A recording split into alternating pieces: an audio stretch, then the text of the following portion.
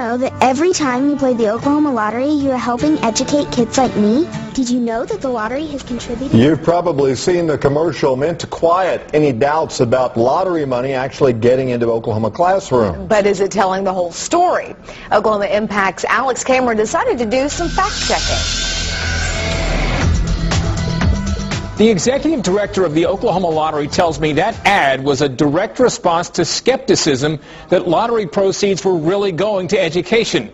Well, it may have satisfied some skeptics, but it's also raised other questions about lottery funding and about the ad's truthfulness. 75,000 computers. The ad ticks off an impressive list of items that $300 million in lottery proceeds could buy. 1.5 million library books, 450,000 microscopes. 1,500 school buses! Give me 5 quick picks. It is true, lottery proceeds for education are now more than $300 million, but that's over 4 years.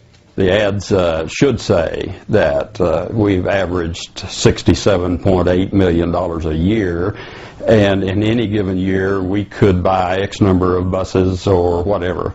And of course they don't do that. Longtime lottery critic Forrest Claunch says the ad is misleading, even though it uses the word could. Because, he says, even if lottery money could have paid for all those things, which it hasn't, there would be no way for school districts to prove it. They can't tell you exactly how much money came to them from the lottery. That's not the way it's dispersed. Most people don't have a clue where the money's going. By law, 35 cents of every dollar spent on a lottery ticket does go to education. Of that, 45% goes to common education. Last year, that amount was about $30 million. But here's the key. That money isn't kept separate from other common ed funding. It's thrown in with all the state formula money. At which point it loses its identity. So when people say how much is X school getting, each school getting for lottery, it's very hard to tell. Assistant State Superintendent James White says last year a task force studied the possibility of making it easier to tell by not throwing the lottery money in with the formula funds, but decided against it.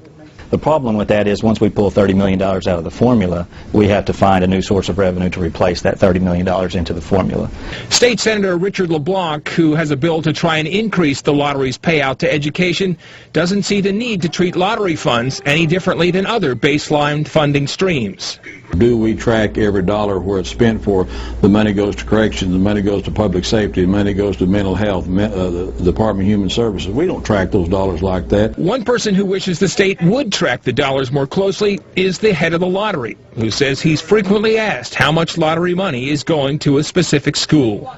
Ideally, I'd like to be able to say to anybody, say, tell me your school district, and I can go find out exactly how much your school district's getting, but we can't do that. State education officials do have estimates of how much money each district is getting. For example, they estimate Jenks got about $450,000 from the lottery last year, while Norman got $659,000. It sounds like maybe that would be enough to buy some school buses and computers, except for this fact.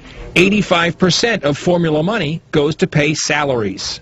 If you're spending 85% of the funding that you're getting from the Lottery Commission on salaries, you're not spending it on school buses or books or computers.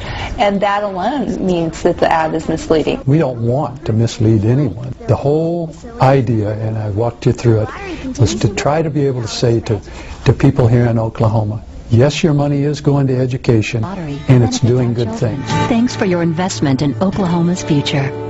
On top of those who say the ad's misleading, others say its use of children to promote the lottery, gambling, is inappropriate. And Representative Harold Wright has a bill this session that would prohibit that in the future. It easily passed out of committee earlier this week. For Oklahoma Impact, I'm Alex Cameron. All right, Alex, and we'll keep you updated on that bill. Now turning